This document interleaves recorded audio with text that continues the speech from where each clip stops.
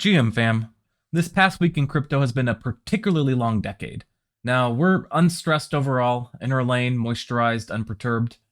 But what exactly has been going on? Yesterday we talked a bit about some of the macro effects, CZ threatening to buy out FTX, deciding not to. Markets are going to panic. We suspect things are going to get worse as more shoes tend to drop. But this is a Curve substack, and we're particularly interested in seeing what have been the effects on Curve. So let's dive in.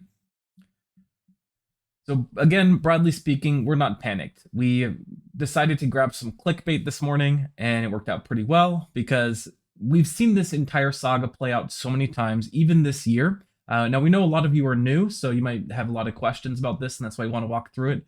But literally everything is playing out in an exact repeat. And if, again, we see a repeat, we're pretty soon going to get to the point in the cycle where we start to see some threaders emerging on Twitter. OMG, such and such token is going to death spiral. And we don't particularly give it much credence because none of these things have ever death spiraled. In fact, it's kind of the opposite. What we generally see in this situation is the entire TVL drops because the TVL of DeFi has a lot of Bitcoin, has a lot of Ethereum. So even though there's a lot of dollar coins mixed in there, about 2/3 of the exposure is already dropping in price as Bitcoin and Ethereum prices go down. And thus, so goes TVL down. And then you also see some people withdrawing stablecoins en masse because they panic. And you'll note that the Curve TVL chart, which is the second one here, looks almost exactly like the TVL chart for all of DeFi. So again, what we're seeing happening is Curve TVL tends to be correlated with overall DeFi TVL. Not terribly concerning, but what is really interesting is that DeFi, as always, is proving incredibly resilient. It's functioning flawlessly. We see this in particular with USDT. One of the things that happened previously, and has happened with nearly every one of these DPEG events, is all of a sudden we start to see Tether FUD reassert itself. We don't give Tether FUD much credence anymore because we've been through this cycle so many times. At this point, we really believe that the onus of proof is on the FUDsters. You keep FUDding Tether, and yet redemptions keep processing normally. Everything goes exactly as planned. In this case, it actually seems like it's Alameda that is shorting USDT. And some people are wondering why this is. So we linked this thread here by Saka Trades, which is actually describing some of their strategies. It's not just this USDT short, but they have some second order effects, and they're trying to affect their position around that. Now, we only have so much insight because Alameda is, of course, only partly playing in DeFi. They also have a lot of CEX activity, so we don't exactly know what's going on. Again, Tether FUD keeps happening. We don't worry about it too much. And if you are interested in it, we wrote an article back in May explaining why back then we weren't concerned. The charts looked a bit like this. Everything's going along normally, and all of a sudden it spikes. Tether FUD is out of control. In the 3 pool, Tether is about 75% of the pool. A lot of panic, and then after 2 months, it goes back to normal. And again, we see it spiking, so we expect there's going to be more of the same. Tether's never had a problem with redemptions, so in fact, Justin Sun recently said that he's going to be purchasing a lot of Tether.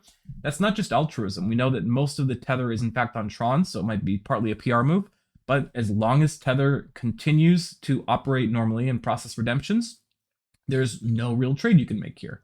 What I mean by that is, like, if you process the redemptions normally, then you can buy up all the cheap Tethers you want, go to tether.to, and sell them 1-to-1. As long as that can happen, if you have size, you can make, a few 100,000, maybe 1 million if you buy enough. So Justin Sun's making money, getting good PR, very smart trade. What we do see is that, as always, Curve is functioning incredibly resiliently through this. So whenever this Tether FUD happens, we get a lot of volume flowing through Curve. So in a rational market, you wouldn't see Curve Death Spiralers emerging. You'd see Curve Fanatics emerging. In the 3 pool, even though we have just under $1 billion worth of TVL, we're seeing over $1 billion worth of trades, which is crazy. The liquidity utilization is amazing here. And because Curve has its bespoke V1 stablecoin peg dynamics, it's tracking this peg and actually, in many cases, serving to be the peg, which means 24/7 uptime for Curve. So if you are looking, for example, at other AMMs, you'll notice that with concentrated liquidity, they have a ton of liquidity for USDC, USDT, but it's all out of range because the price has been moved off peg. So only this amount of liquidity is accessible. Curve, its liquidity is all accessible. It's soaking that up. We're seeing 200% volume to liquidity, just printing fees. Great news for Curve. One of the more interesting effects, though, was actually a few days ago. We saw that MIM was threatening to depeg. And again, a lot of this drama was playing out through the associated Curve pool. So the reason for this is that in the run-up to the FTT collapse, some people noticed that MIM was partly backed by FTT. You know, a few like tens of millions, so not significant.